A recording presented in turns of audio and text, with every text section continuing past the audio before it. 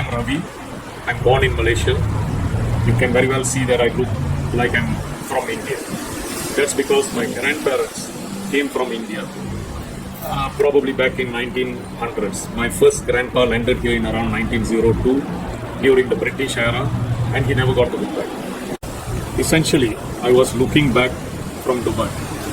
This was a book that I compiled long back, and in 2017 I decided to produce it as a full-fledged book and publish it. So that was my family in 1971, and it looks at a perspective of the larger world and my little world. So I started off from 1800s when the British influence started, all the way through, and if you look at this picture of a mug over here, this was a mug given by the plantation company to my parents when they were celebrating the 150th anniversary.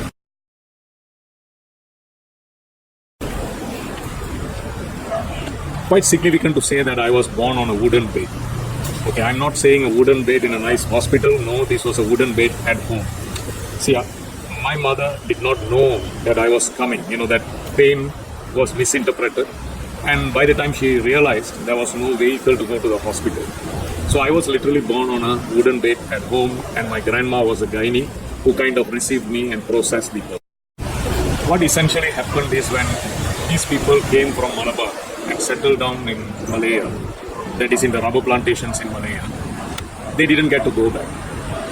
As far as my grandparents were concerned, that was a one-way trip. They landed here, they remained here, and they died here. They did not go back to see the siblings. They did not see the home, parents, dog, cat, girlfriend, whatever. Nothing was ever seen again.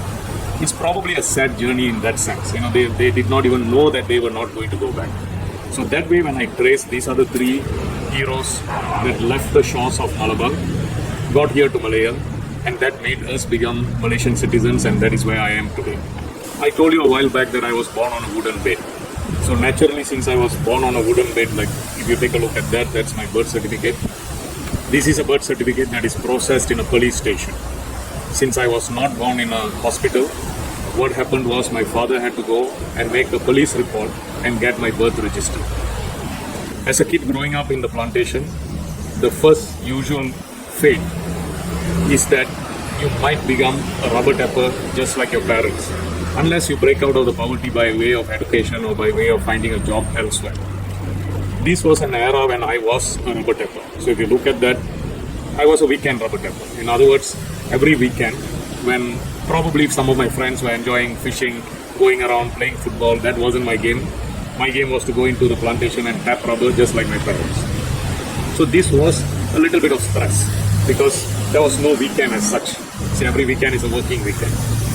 And that gave a little bit of help to the family, but it also gave a push to me to say that I have to break out of this and get out. So the help I had was education. Education was accessible in Malaysia for anyone, whether you are in a plantation or whether you are in the city. Let me ask you a very quick final question. Did Queen Elizabeth fail my grandparents? Why Queen Elizabeth? Okay, when I was born, I only know Queen Elizabeth as a monarchy of Great Britain. Britain ruled India, Britain ruled many parts of Southeast Asia, and that was the core reason why my grandparents got here. There were plantations being created in Malaya, thousands of acres of rubber plantation.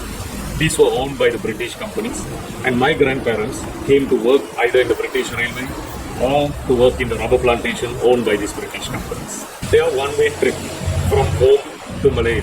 Why do I say one-way trip? Because they never went back. One way or another, something cropped up, World War II cropped up. There was not much of ability to get back, and they were just basically stranded in inverted commas in Malaya. Coming back to Queen Elizabeth. Yes, Queen Elizabeth did not directly rule any part of these countries, but we had those British companies that was owning these plantations and were looking at the workers working there. Great Britain gave independence to Malaya. At that point, was there a choice for these stranded Indians to go home? As far as I know, such a choice was not. We were given a choice to become citizens. Do I regret that? No, I don't. So, would I say that my grandparents were failed by the British government, Great Britain, or Queen Elizabeth? Yes, in a way they did fail them because they did not have a choice to go home. But as a third generation, I enjoy them.